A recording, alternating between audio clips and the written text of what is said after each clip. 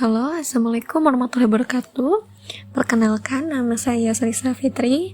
Saya adalah salah satu mahasiswa dari S1 Perdagangan Internasional, tepatnya kelas karyawan. Hari ini saya akan menjelaskan mengenai materi dari ekuitas dalam akuntansi. Ekuitas ini sangat familiar bagi para pelaku pemegang saham di berbagai perusahaan, karena dari ekuitas ini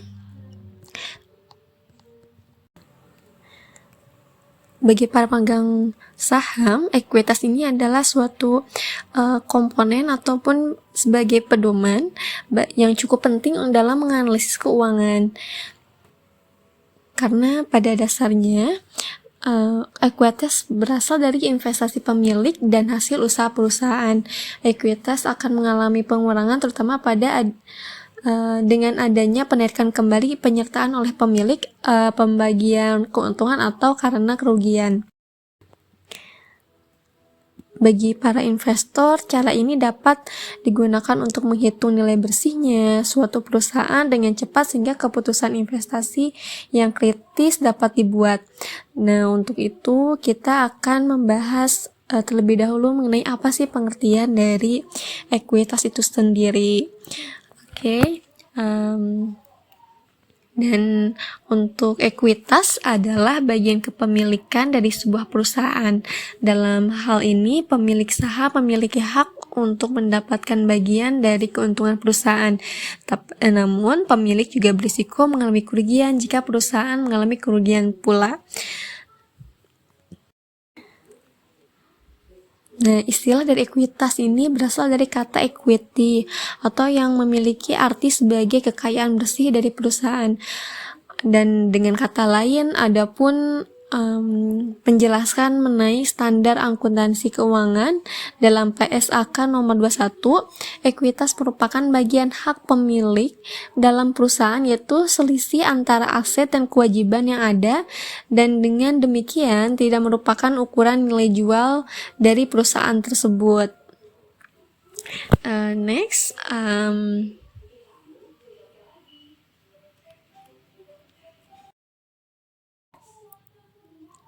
kemudian kita akan mempelajari seberapa penting dari ekuitas.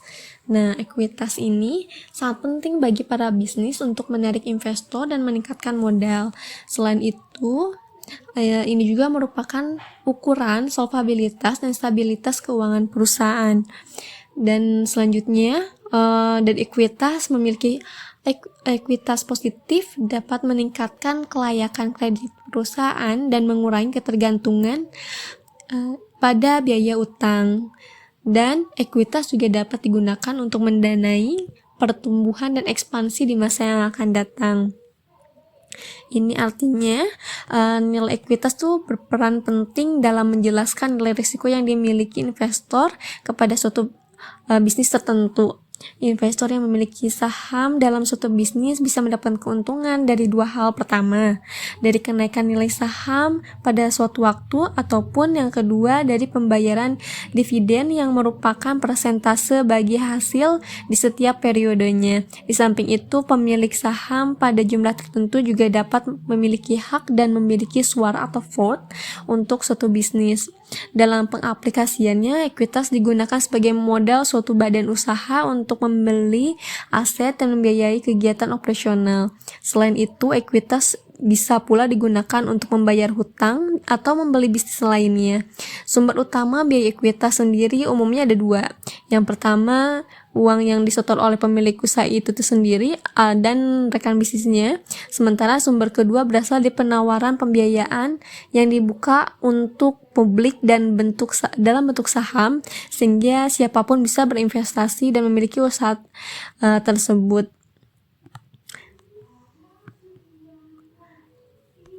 Dan karena nilai ekuitas digunakan sebagai cerminan kondisi dari perusahaan, sehingga tujuan dari ekuitas adalah memberikan informasi sumber nilai berupa laporan perubahan ekuitas. Jika merujuk dari standar akuntansi keuangan, tujuan ekuitas adalah bagian dari hak pemilik perusahaan yang wajib dilaporkan informasi sumber-sumbernya secara rinci serta sesuai peraturan perundang-undangan dan akta pendirian yang berlaku. Dan selain itu, ekuitas memiliki pengacu pada investasi pemilik dalam aset setelah semua kewajiban telah dikurangi, dan kata lain, perbedaan antara jumlah aset dan nilai kewajibanlah yang memungkinkan para pelaku perusahaan mengetahui apa yang akan dimiliki setelah melunasi hutang-hutang semua yang tercatat.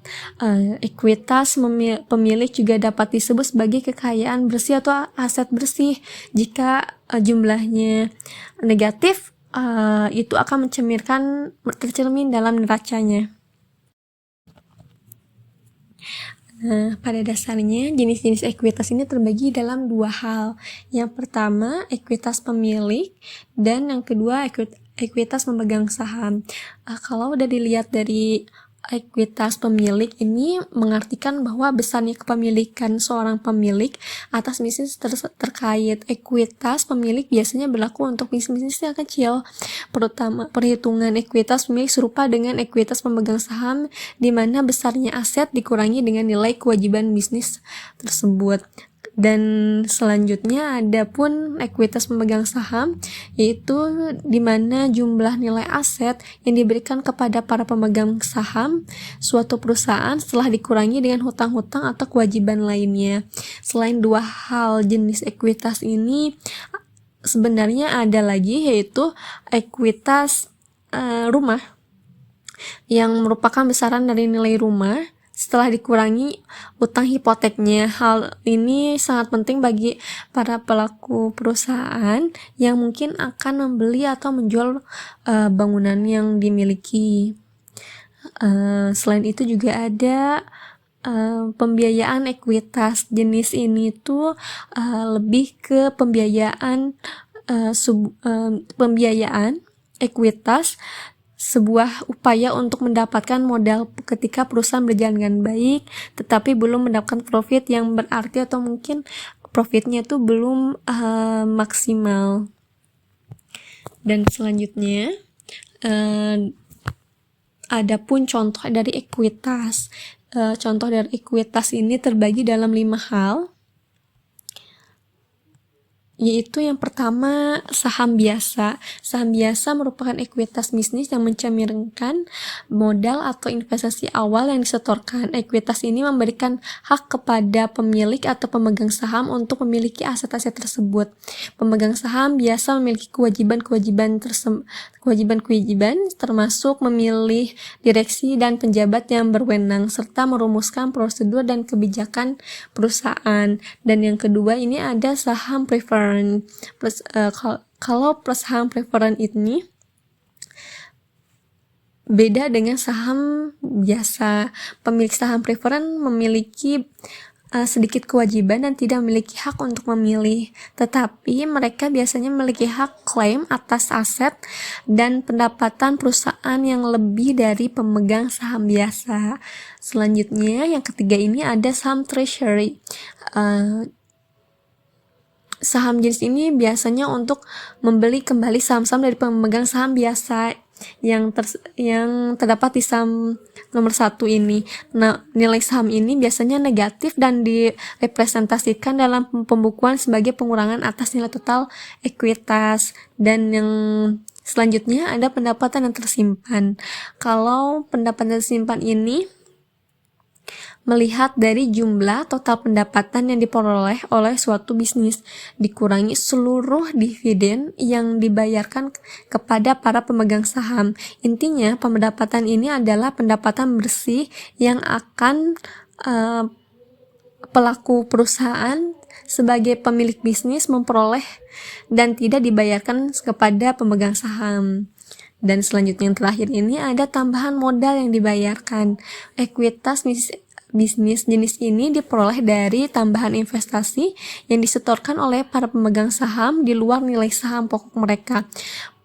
Pos ekuitas ini disebut juga kontribusi surplus yang biasanya jauh lebih tinggi dari pos-pos ekuitas lainnya. Nilai ekuitas ini dapat berubah sesuai dengan untung rugi yang diperoleh dari perusahaan yang menjual sahamnya. Dan ekuitas itu dihitung dengan menentukan perbedaan antara nilai aset dan kewajibannya, dan komponen ini tuh terbagi dalam dua hal, yaitu adalah aset dan kewajiban. Kalau aset itu mengacu pada sesuatu yang kita miliki, dan ini juga bisa mulai dari rumah, mobil, perabotan, bisnis, atau barang-barang pribadi kita lainnya. Dan selanjutnya ada kewajiban yang kedua. Kewajiban adalah utang keuangan yang timbul terhadap aset kita. Misalnya kita memiliki pinjaman terhadap aset seperti rumah atau mobil yang dicicil, kan akan dianggap sebagai suatu kewajiban untuk kita bayar di waktu selanjutnya.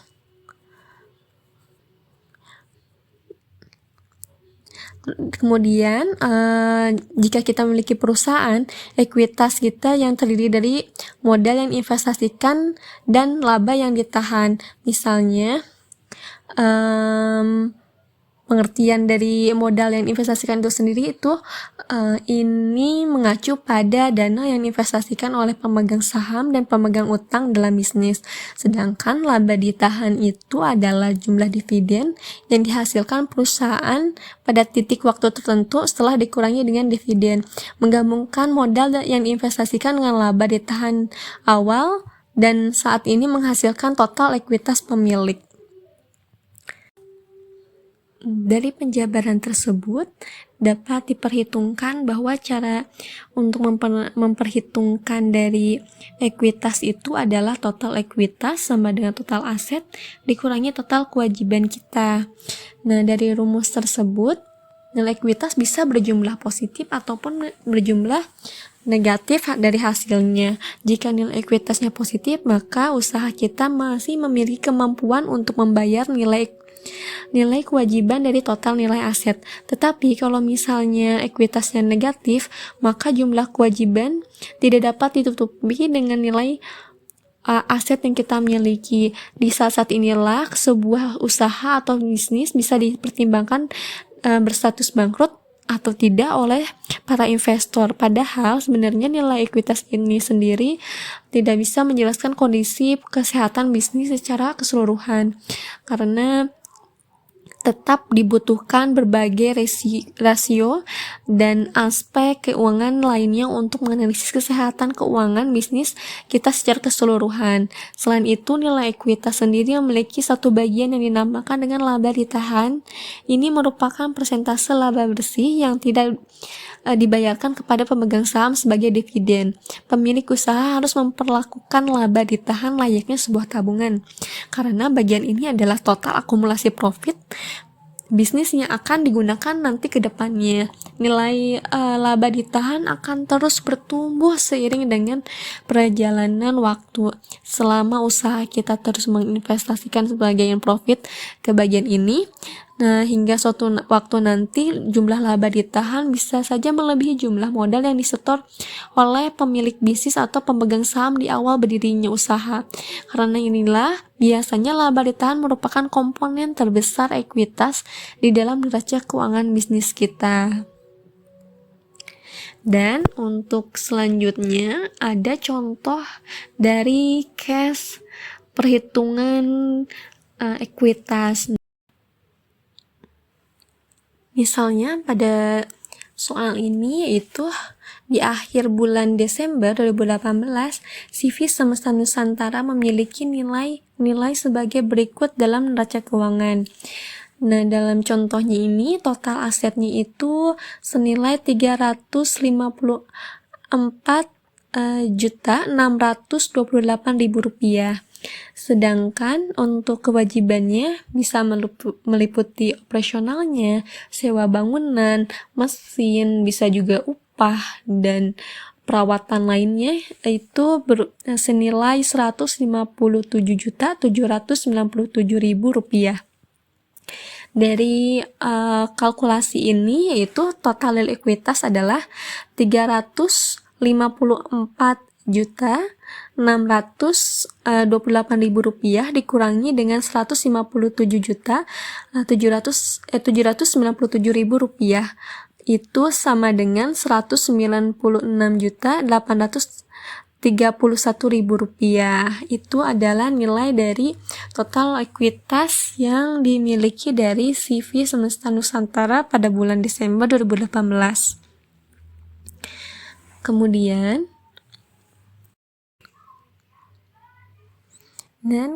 kali ini kita akan membahas mengenai pelaporan dalam ekuitas. Karena tujuan ekuitas adalah sebagai informasi berupa laporan, maka bagaimana perusahaan membuat laporan tersebut menjadi suatu hal yang sangat penting. Nah, dalam pelaporan ini terbagi dalam 3 hal, yaitu pelaporan ekuitas saham. Kalau dalam pelaporan ekuitas saham ini adalah menjelaskan ketika perusahaan menerbitkan saham, maka secara otomatis saham tersebut menjadi modal perusahaan juga. Sehingga dalam pelaporannya kas sama dengan saham, itu poinnya. Dan ada beberapa kasus terdapat kondisi di mana harga nominal saham lebih tinggi dari harga nilai saham biasa juga disebut dengan angio saham. Sebaliknya, jika harga nilai saham lebih tinggi dari harga nominal saham, maka terjadilah sangio saham.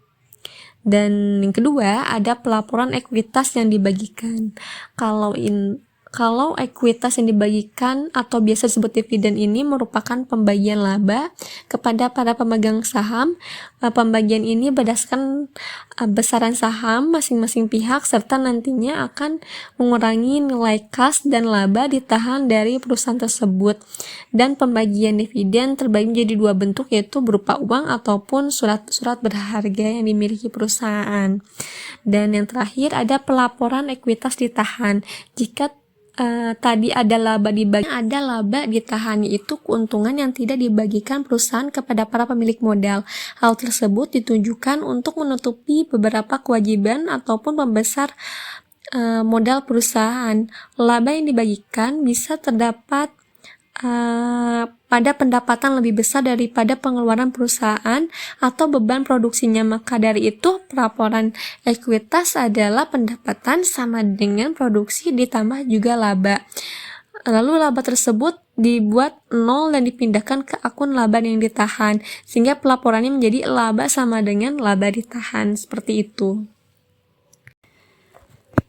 Nah, untuk terakhir ini adalah mengenai valuasi ekuitas. Sebagai kesimpulannya bahwa ekuitas ini dapat dinilai menggunakan harga saham, nilai buku, atau pendapatan. Dan faktor-faktor yang mempengaruhi dari penilaian ekuitas meliputi kinerja keuangan, tren pasar, dan persaingannya seperti apa. Kemudian adapun dari investor menggunakan penilaian ekuitas untuk membuat keputusan investasi. Dan kita juga dapat berkesimpulan bahwa pengaruh ekuitas ini sangat penting dalam keuangan perusahaan karena dapat mempengaruhi keuangan perusahaan dengan cara meningkatkan nilai atau menurunkan nilai dari perusahaan. Peningkatan nilai ekuitas dapat meningkatkan harga dari saham perusahaan tersebut, tetapi jika penurunan dari ekuitas dapat menurunkan dari harga saham perusahaan. Mengenai konsep ekuitas adalah kunci untuk memahami bagaimana kepemilikan saham dapat mempengaruhi keuangan perusahaan. Dengan memahami hal ini, kita dapat membuat keputusan untuk menginvestasikan yang lebih baik dan juga memahami dampak dari keputusan investasi yang akan kita buat ke depannya. Baik, terima kasih. Itulah yang dapat saya sampaikan. Mohon maaf bila ada kekurangan. Untuk selebihnya dapat ditanyakan melalui komen di bawah ini. Terima kasih. Wassalamualaikum warahmatullahi wabarakatuh.